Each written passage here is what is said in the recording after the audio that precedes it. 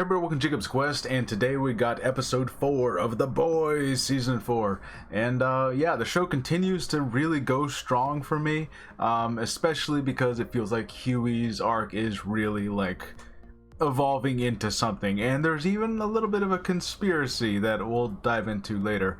But I guess we'll just stick with half the episode. Here is Homelander. At the end of last episode, he kind of saw all of his split personalities and telling him he needs to go back to his origin. And basically we have him going back to the place where as a child he was experimented on, basically just seeing what kind of torture they could put him through, seeing how much he could withstand fire and other sorts of things like that, right? And, it kind of goes exactly how you think it would. He intimidates a bunch of scientists and lab workers, and one by one, he kind of ends up just killing them all. Although he does leave one alive, and I'm curious if we're going to see this lady back again, because I guess she was just another one of the lead scientists that worked on Homelander. And I will say that is one thing that I kind of wish did not end up just kind of getting done with in the first season. Homelander's whole, what's his name? Dr. Vandelbaum, whatever his name was. The lead scientist, he was killed in the first season, I think, right? Or at the very least, Homelander went and confronted him, and they had a whole discussion. So it feels like we're kind of just now meeting these other scientists who are just not as significant, and I'm kind of like, okay, more scientists, and we're seeing a little bit more of Homelander's origin, and he's dealing with, how poorly he was treated. And I guess you could say we're kind of seeing a little bit more of a, I don't know if necessarily sympathetic, but at least a reasoning as to like how he became this really broken person that he became. And it turns out, of course, it was done on purpose, right? Like, they used his need to not disappoint people. They like hired actual psychiatrists, Vought did, to like make sure that he's kind of stuck in the situation where he needs approval, he needs love from people. And that's just always, of course, been his biggest weakness, is that he needs approval, so it's kind of funny that like, oh, even that was done on purpose. Like, none of this was an accident. Homelander's exactly who he was built to be. So yeah, and of course, it's always interesting seeing Homelander just be the intimidating, crazy, evil guy.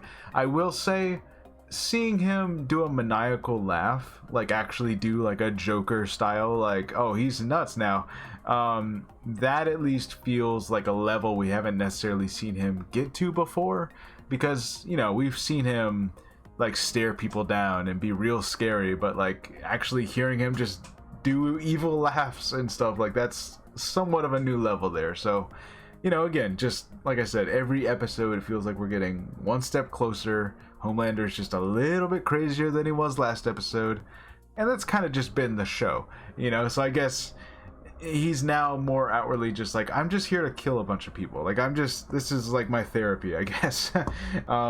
So we have that. And next we have what's her name, Firecracker, of course. And look, I feel like I have to address this just up front. So this season of The Boys has been, I think, more blatantly just more obvious with its politics than ever before. It's never been hidden. It's not exactly been like a subtle thing in this show. It's always been pretty out there, right? But now we're getting more overt, like, okay, these are MAGA supporters, these are Trump supporters, this is what it is, like, we're not even like attempting to hide it here. And the show's always been very satirical about many different things, but yes, politics has been like in the front facing, and anyone saying that it wasn't, you're kind of lying to yourself, or maybe you're just kind of telling on yourself that you didn't understand the show to begin with. But in any case, the show has, or at least this season, has been, kind of review bombed on Rotten Tomatoes, and it's been like certain circles are real mad about it. So, and look, this is from someone who likes The Acolyte, and I've been dealing with that whole thing in the Star Wars fandom. So, we're just in that time, you know what I mean? It's an election year. It feels like everything's gonna be this, I guess. So like, this is just what it is. Anyways, so we have Firecracker, who's doing basically her whole MAGA rally, and she unveils this horrible secret that's, you know, horrible, that Starlight had an abortion at some point with Huey, and just happened in between seasons at some point. And it's just this really personal, screwed up thing to just say on national television to millions of people. And of course it's gonna get certain groups really angry at Starlight, like they weren't already, but you know, it's gonna like just galvanize those groups. And now Starlight basically goes berserk, and she just beats the crap out of Firecracker, honestly. And it was really satisfying to see. Mother's Milk has to hold her back, be like, hey, wait, there's cameras everywhere. They're like, this was like a plan, you know. Of course this was Sister Sage's ultimate plan. Like, this is the reason she got firecrackers, because she knew all the political turmoil, all the craziness that's about to happen. She's going to be able to divide people even further, you know, so even more chaos. Like, that was ultimately her plan, and she's watching all this go down. So her plan's working, and Firecracker, you know, she gets her face busted. But honestly, like, yeah, part of me just wanted to see her keep going. Just let it happen. Like, just end Firecracker. I hate that character. Just let it happen. But anyways, so that's like a big dramatic moment, and now Starlight has to like cut ties with the president-elect, because he's like, hey, we were gonna pass this whole bill, and now you lost us a bunch of votes, so, you know, what do we do now? So there's turmoil there, and I will admit, I think the Starlight and the whole, like, her teaming up with the president, and then like them worrying about the political optics of it all, it's interesting, but it's not as interesting as like just Butcher and Homelander, and like, you know, because the Homelander, like, how we're gonna finally deal with that problem feels like the overarching plot of the entire show. And so, like, you can't help but be like, okay, but what are you gonna do about Homelander? You know. And then Ryan, kind of surprisingly, was not involved in this at all. Like, they say his name, they kind of mention him, but I don't think we even saw him this episode, which, that's okay, right? Like, the first 3 episodes featured him heavily, so I guess it's okay to like have an episode where it's not all about Ryan. Let's catch up on everyone else's stuff. Oh, speaking of which, Billy Butcher, so they're sneaking into Firecracker's place, and they're trying to like dig up whatever she might have in her trailer, and they run into Ezekiel, the religious Jesus guy, who, you know, again, it's all just, it's part of the plan. You know, it's like, you gotta galvanize the Christian, the hyper, you know, the hyper religious fanatics over there with the conservative base, and it's all part of Sister Sage's plan. You know, it's all just like, everyone's being used here. You know, you're all just pieces on a little chessboard. Anyway, so Ezekiel's there, because of course he is, and Billy Butcher, he manages to freeze his arm and like smash his arm, because he's, you know, he's stretchy, I guess, rubber, I suppose that's how it would work. So that works, but then he's about to get killed, and something happens here. Now, you know, we were told that Billy Butcher's gonna die. He's got this tumor in his brain. He's, you know, he's only got 5 months left to live or something, and I wasn't sure how much I bought that, you know what I mean? Because I know we're being told that next season is the last season, but you know, I can't see them continuing the show to a final season if Billy Butcher is dead at that point. So either, you know, either this season and next season all take place within 5 months, which seems kind of doubtful because they usually have these long time jumps, or something else is going to happen with Billy Butcher. And we see like this worm type thing happening. Some kind of worm is like in his body, and then it's in his brain, and he's being like killed by Ezekiel, and it cuts to black. We don't see what happens, but he wakes up and Ezekiel has been exploded. Like parts of Ezekiel are everywhere. So he seems to have some kind of powers, and we learn later that about 3 months ago he had taken some V, and I guess normal V, not like the temp V that they were taking. So he had taken something, some kind of V that he had gotten from Frenchie, I guess, did Frenchie just have some V on him, I guess? I need to rewatch the other seasons, but in any case, he had taken that, and he said nothing happened, but obviously we know something happened. So if it was just like a thing that took a while to affect him. Is it actually going to save his life, or does he just have some other power now? And, you know, I guess the other question is, like, so he wouldn't have the same power that he had last season? He has some other kind of worm power?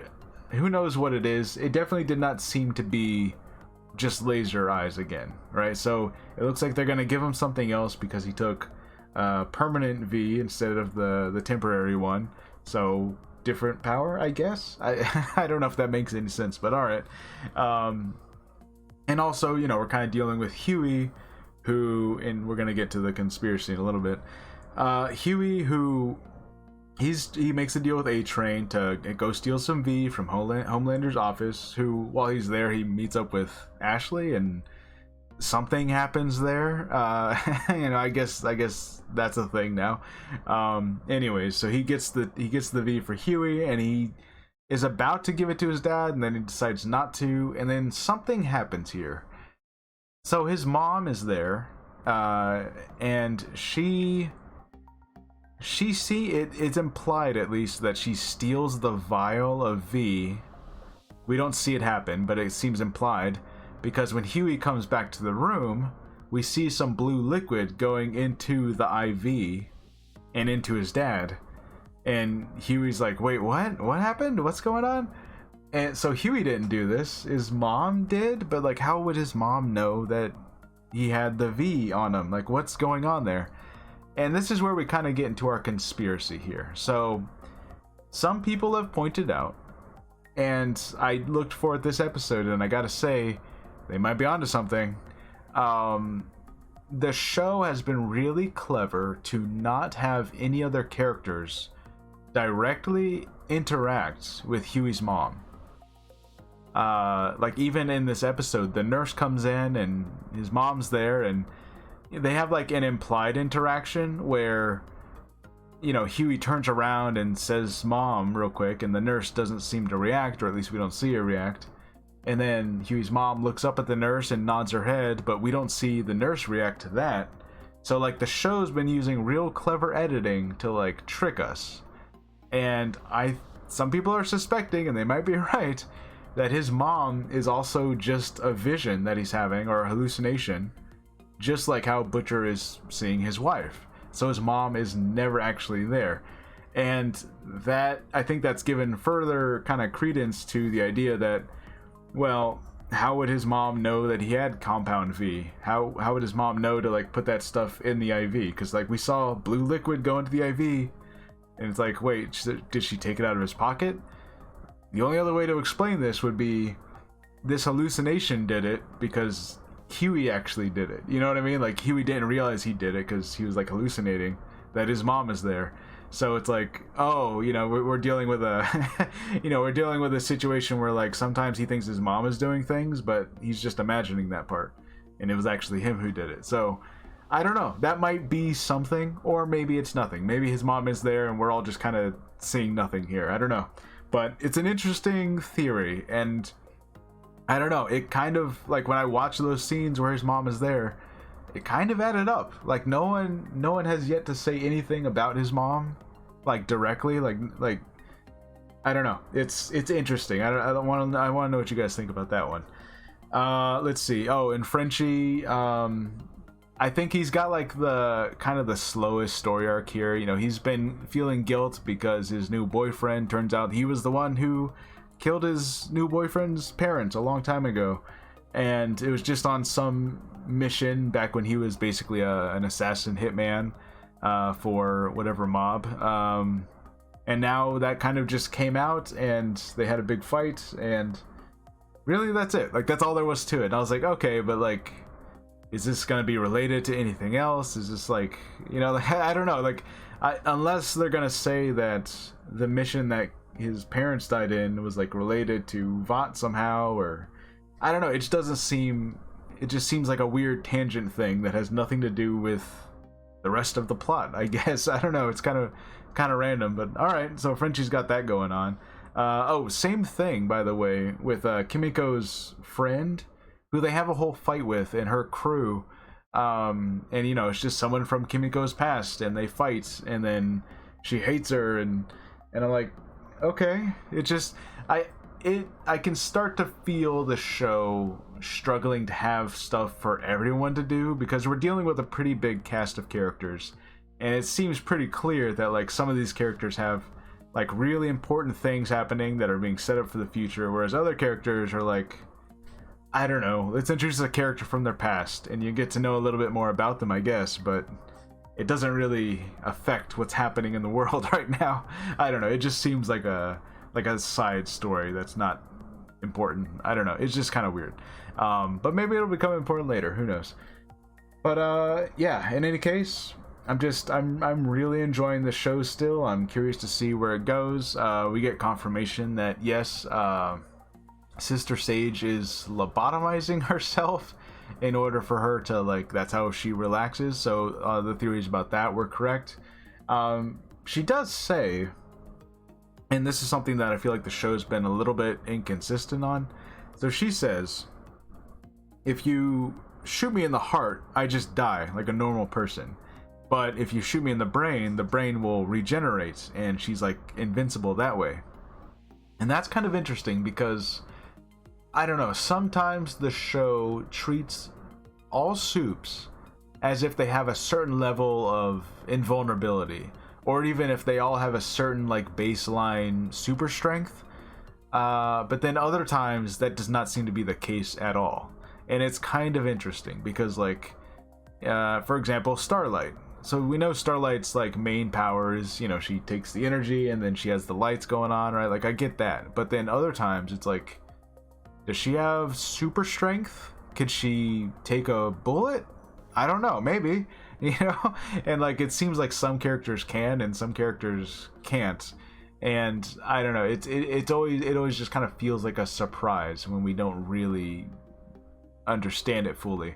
But I guess we're just concretely saying now that Sister Sage is not invulnerable. She doesn't have kind of that base level, like, super durability that a lot of the other ones seem to have. You know, like Maeve had super durability, and obviously Homelander, and the Deep seems to have it too, right? I think, has the Deep been shot or anything? He might have been. Anyways, so that definitely felt like setup for later. Something's gonna happen with Sister Sage. They're gonna have to, like, they're gonna shoot her in the head, and they're gonna be like, wait, why didn't she die? And it's gonna be like, oh, because her brain is just gonna regenerate, you know? Now, does that mean she has, like, what level of healing factor does she have? Is her face gonna regenerate? Like, you know what I mean? Like, I still have questions there. But in any case, yeah, I'm still really enjoying the show. I'm curious to see where it's going from here. You know, it feels like we're just still in the middle of this political turmoil, and I'm kind of waiting for the other shoe to drop. Like, we know they, like, what, they won the election, right? So, like, we're just kind of waiting for what is it, the signing of, I don't remember what the technical term is called, but when he officially becomes president. And it feels like that's like the ticking clock of, like, okay, you gotta kill Victoria Newman before then, because then she just becomes president, kind of like by killing one guy, you know? So I don't know, we're still on that kind of ticking clock, but this was definitely more of a catch up on everyone else's story episode instead of just like the main plot with Ryan and stuff. Anyways, let me know what you guys think about The Boys so far, and do you like the Huey's mom theory of her just being a hallucination? To me, it would make a lot of those scenes have a little bit more impact, you know, if Huey's just kind of trying to talk to himself and deal with his whole past, but it's really him talking to himself the whole time. That kind of is a neat idea, I guess, if not, you know, kind of a sad one, but yeah. Anyways, let me know what you guys think, and I'll see you guys later. Bye.